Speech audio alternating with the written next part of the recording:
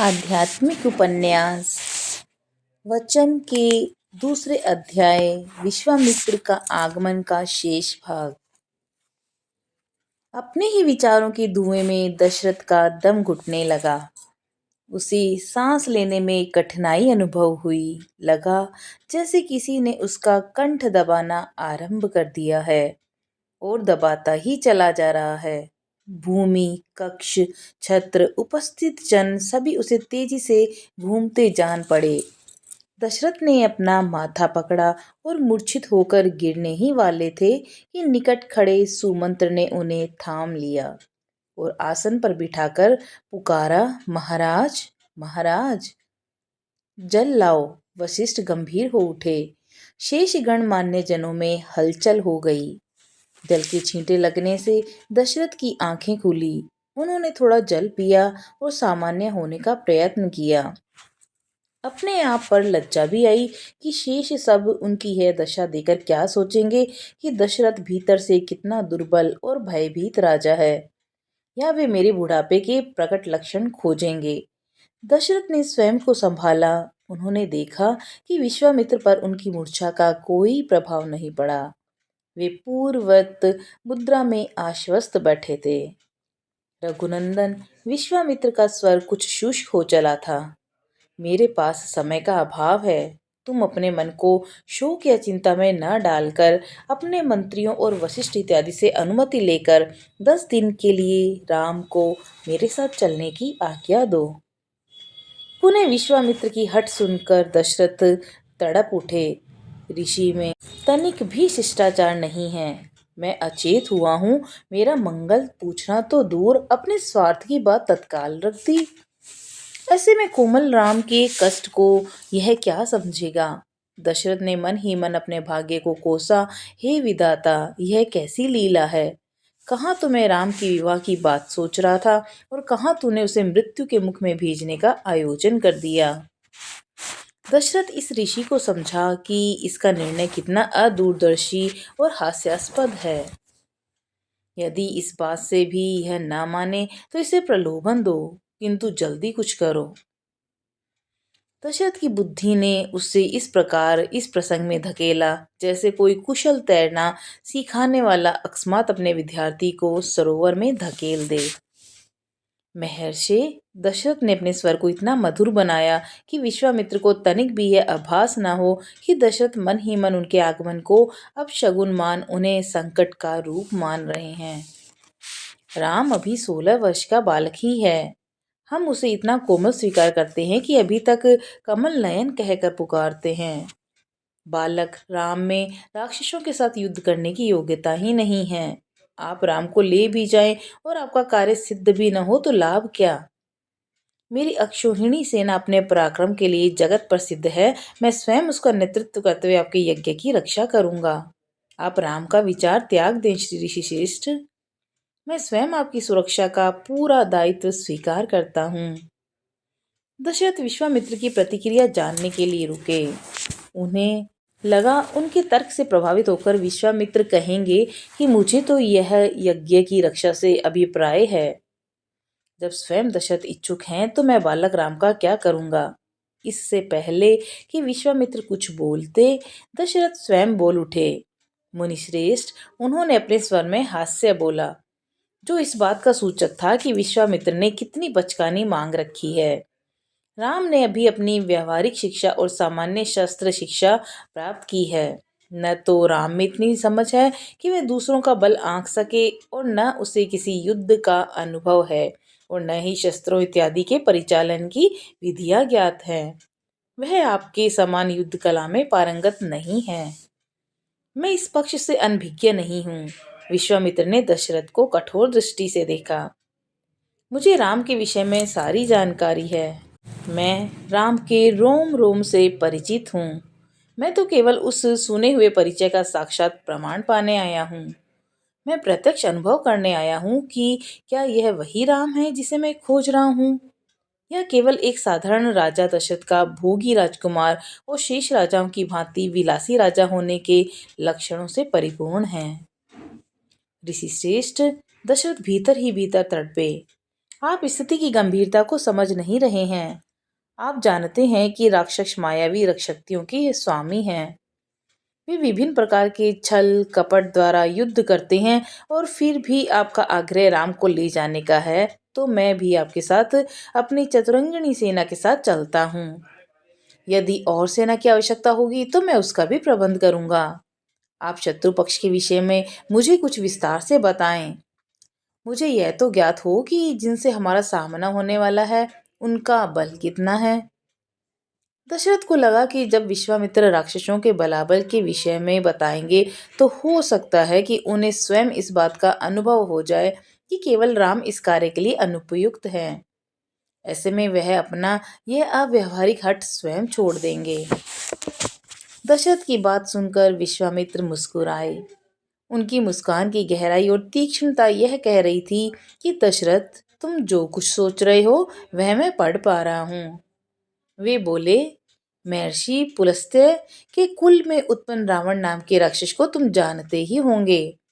राक्षस राज रावण विश्रवा मुनि का औरस पुत्र और धनपति कुबेर का भाई है। अपार धन और बल इन दोनों ने उसे राक्षस बना दिया। दुर्भेद्य द्वीप लंका में बने अपने अजय गढ़ और स्वर्ग को भी मात देने वाली अपनी वैभवशाली लंका नगरी में वह महापराक्रमी राक्षसी सेना से सुरक्षित है। वह अपनी लंका से ही सारी राक्षसी गतिविधियों को रूप देता रहता है। वह स्वयं तो विलास में अखंड डूबा रहता है, किंतु उसके द्वारा नियुक्त राक्षसों ने पूरी पृथ्वी पर उत्पात मचाया हुआ है। आर्यव्रत के सारे राजा अपनी अपनी सीमाओं में रावण की दया पर सुरक्षित हैं। वे रावण का कोई विरोध नहीं करते। वे रावण के दास बनकर रह रहे हैं, और इसी कारण ये राक्षस निर्भीक होकर हत्या, अपहरण, बलात्कार इत्यादि कुकृत्यों को अपनी दिनचर्या बना करके फल फूल रहे हैं। ऋषि मुनियों को यज्ञ करते देख तो ये जैसे उन्हें कच्चा ही चबा जाते हैं। सर्वत्र राक्षसी आतंक और अत्याचार का साम्राज्य है दशरथ। दशरथ ने अपना माथा ठोक लिया और मन ही मन छटपटाए। क्या ब्रह्मज्ञानी मूर्ख होते हैं? इन ब्रह्म ऋषि विश्वामित्र को यह भी ज्ञात नहीं हो पा रहा कि मांग क्या रहे हैं और चाह क्या रहे हैं। इनकी दशा तो उस बालक के समान है जिसका खिलौना किसी सैनिक के अश्व के खुरों के नीचे आकर टूट गया हो, और वह गांव के मुखिया से जाकर कहे कि तुम अपना पुत्र मुझे दे दो, मैं इससे राजा की सेना का वध करवाऊंगा। दशरथ ने उपस्थित जनों की ओर देखा। वे सब दशरथ की ओर देख रहे थे। उन्हें लगा कि निश्चित ही गुरु वशिष्ठ उनके द्वंद्व को समझ पा रहे होंगे। धर्मज्ञ महर्षि, आप मेरे वंदनीय हैं, मेरे गुरु हैं, मेरे देवता हैं।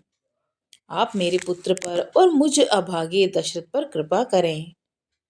दशरथ का स्वर अति विनम्र और नतमस्तक था, किंतु इस विनम्रता के पीछे वैसा ही भाव था जैसा किसी भिखारी के आगमन पर शिष्टाचारी किंतु उससे खींचे हुए धनपति का होता है, जो अपने हाथों को जोड़कर अपने माथे से लगाता है और कहता है, जाओ बाबा, कोई और घर देखो, कृपा करने ही आया हूँ। मेरे आगमन पर तुमने मेरी विभिन्न प्रकार से स्तुति कर स्वयं को धन्यभागी कहा था, अब अकस्मात तुम हतभागी हो कैसे हो गए? विश्वामित्र का स्वर कठोर हो चला था, क्योंकि मुनिवर मैं उस दुरात्मा रावण का सामना नहीं कर सकता। युद्ध में रावण शत्रु का सारा बल सोख लेता है। उसका वेग तो देवता, दानव, यक्ष, नाग, गरुड़ और गंधर्व भी नहीं सह पाते। रावण तो साक्षात महाकाल का रूप है, मृत्यु भी उसे प्रणाम करती है। फिर मनुष्य जैसी साधारण जाति उसके पराक्रम के आगे नगण्य है। मैं अपनी समूची सेना और सारे पुत्रों के साथ उससे युद्ध करने में सर्वथा असमर्थ हूँ। किंतु तुम्हें रावण से युद्ध करने को मैंने कब कहा? विश्वामित्र के मुख पर हास्य था, जिसमें कठोरता की किरणें फूट रही थी, व्यंग्य के बाण चल रहे थे। तुम यहाँ रावण के बल का काव्य पाठ और अपनी कायरता का बखान क्यों कर रहे हो? राम को केवल मारीच और सुबाहु से युद्ध करना है। आप जानते हो मुनिश्रेष्ठ कि वे सुंद और उपसुंद नामक महान दैत्यों के पुत्र हैं। ये दोनों युद्ध के समय साक्षात यमराज के समान हैं और युद्ध से संबंधित सभी अति उत्तम शिक्षाओं में प्रवीण हैं, तथा बल और पराक्रम में तो ये जैसे रावण के दोनों हाथ हैं। राजन, विश्वामित्र के स्वर में कटाक्ष सा। तुम राजकाज का कार्य त्याग कर राक्षसों के बलाबल पराक्रम और उनके युद्ध कौशल और आतंक पर ग्रंथ लिखने की पूरी योग्यता रखते हो। विश्वामित्र दशरथ को उपस्थित गणमान्य जनों के सम्मुख उद्घाटित करते जा रहे थे और दशरथ मर्यादा और शिष्टाचार के कारण चुप थे। किंतु अब दशरथ ने कुछ कठोर होने का निर्णय लिया। ब्राह्मण, मैं राम को नहीं दूंगा। राजन, विश्वामित्र के धैर्य का बांध टूट गया। उनके हृदय रूपी ज्वालामुखी से उठता हुआ धुआं विस्फोटक हो लावे के रूप में उबल पड़ा, जैसे वह दशरथ को भस्म कर डालेगा। वे क्रोध में कांपते हुए बोले, पहले तुम प्रतिज्ञा करते हो, फिर उसे भंग करते हो और अपने कुल की कीर्ति को प्राण देकर भी वचन निभाने की पताका से सुशोभित करते हो। यदि तुम्हें यही उचित लगता है तो मैं जैसे आया था वैसे ही लौट जाता हूँ और तुम अपनी झूठी प्रतिज्ञाओं और अपने आत्मियों से घिरे दूषित सुख में डूबे रहो। वशिष्ठ को लगा कि बात बहुत अधिक बढ़ चुकी है। ऐसे समय में यदि वे नहीं बोले तो कहीं ऐसा न हो कि राक्षसों के एक छोटे से आतंक का नाश करने का विचार लेकर आए विश्वामित्र दशरथ के सर्वनाश की प्रतिज्ञा कर लौट जाए। महाराज, वशिष्ठ ने विश्वामित्र को बोलने का अवसर ही नहीं दिया। वे दशरथ की ओर मुड़े और ब्रह्म ऋषि उचित कह रहे हैं, आपको धर्म का परित्याग नहीं करना चाहिए। यह आपकी कुल की मर्यादा और कीर्ति के अनुरूप नहीं है। जानते हैं, तीनों लोकों में एक बात बहुत प्रसिद्ध है कि रघुकुल भूषण दशरथ बड़े धर्मात्मा हैं। धर्मात्मा पाप की गठरी दोए ही शोभा नहीं देता। मैं ये कार्य अवश्य करूंगा, ऐसा वचन देकर जो भी राजा उसका पालन नहीं करता उसका पतन ही होता है। अतः आप श्री राम को विश्वामित्र जी के साथ भेज दीजिए। दशरथ गुरु वशिष्ठ की बात सुनकर सन्न रह गए। वे सोचने लगे कि उनकी दुर्दशा उस राजा के समान हो गई जिसकी पीठ पर स्वयं उसके ही विश्वस्त सेनापति ने घातक प्रहार कर दिया हो। कहाँ तो वे सोच रहे थे कि गुरु वशिष्ठ को ये सुंदर अवसर मिला है कि वे अपने विरोधी विश्वामित्र को उसकी मूर्खता के लिए लज्जित करें, और कहाँ वे षड्यंत्र के अंग दिखाई देने लगे हैं। आखिर यह सब क्या हो रहा है? जो अति साधारण सी बात मैं देख समझ पा रहा हूँ, वह बात इन सिद्ध ऋषियों को क्यों नहीं दिखाई पड़ रही? राम विश्वामित्र जी के संरक्षण में उसी प्रकार सुरक्षित हैं जैसे चारों ओर जलती भयंकर अग्नि के मध्य रखा अमृत कलश। वशिष्ठ ने विश्वामित्र की ओर देखा। विश्वामित्र के मुख पर क्रोध और कठोरता का लेश मात्र भी चिन्ह नहीं था। वे जैसे आश्वस्त हो गए थे। वशिष्ठ दशरथ से मुखरित हुए। माना राम को अस्त्र विद्या और युद्ध कला का इतना ज्ञान नहीं है कि इस अभियान को वे पूरा कर सके, किंतु विश्वामित्र जी के समान अस्त्रों का ज्ञाता और कोई नहीं है। ब्रह्म ऋषि को मेरे अतिरिक्त न तो कोई और जानता है और न ही जान सकता है। इनके सानिध्य में राम पूर्णतः सुरक्षित हैं। आपको इनके ऊपर संदेह नहीं करना चाहिए। बहुत संभव है कि आप मन ही मन इस घड़ी को अपना दुर्भाग्य मान रहे हो, किंतु राजन, यह आपके ही नहीं वरन सारे संसार के अभ्युदय की घड़ी है। राम को विश्वामित्र से श्रेष्ठ गुरु मिल ही नहीं सकते। समझें कि आज से राम का व्यावहारिक युद्ध प्रशिक्षण आरंभ होना है। कल को राम राजा बनेगा और तब वह बिना किसी युद्ध के अनुभव के कैसे बड़े बड़े अभियानों पर जाएगा। मैंने राम को जो जो भी शिक्षा दीक्षा और शस्त्र संचालन सिखाया है वह बहुत साधारण है, किंतु विश्वामित्र जी जो राम को देंगे वह न केवल असाधारण होगा बल्कि अपूर्व होगा। मैंने राम को गहराई से जाना है। राजन, ये आपका अहोभाग्य है कि स्वयं सौभाग्य के रूप में ब्रह्म ऋषि विश्वामित्र आपके पास राम को युद्ध का अलौकिक प्रशिक्षण देने, उसे गुरु बनने के लिए पधारे हैं। आप प्रसन्न चित्त से राम को विदा करें। राज दशरथ को लगा कि सत्य ही है कि मनुष्य के अपने हाथ में कुछ नहीं। वे चाहकर भी सब कुछ जानते बूझते भी अब तक ना नहीं कह सकते। उन्हें लगा कि जब गुरु वशिष्ठ ही उनके अपने न रहे तो मित्रगण और शेष सभासद भी उनके समर्थक नहीं होंगे। अब उन्हें ऐसा व्यवहार करना चाहिए जिससे थोड़ी देर पहले उनके द्वारा प्रकट की गई उनकी दुर्बलता तनिक भी प्रचारित न हो। ऋषि श्रेष्ठ, दशरथ ने अपनी मुख मुद्रा और स्वर को प्रसन्नता से आरोपित किया और बोले, आप प्रसन्न हो ब्रह्म ऋषि। मैंने आपसे जो कहा वह एक पिता का हृदय कह रहा था। पिता का पुत्र के प्रति स्नेह कौन नहीं जानता। राजा होने का अर्थ यह नहीं है कि भावना शून्य हो जाए, किंतु अपने दायित्व, अपनी प्रतिज्ञा, आपके द्वारा राम को सुरक्षित लौटाए जाने के वचन और गुरु वशिष्ठ के दूरदर्शी परामर्श से प्रभावित हो मैं अपने ज्येष्ठ पुत्र राम को आपके यज्ञ की रक्षा के लिए सौंपता हूँ। तुम्हारा कल्याण हो राजन।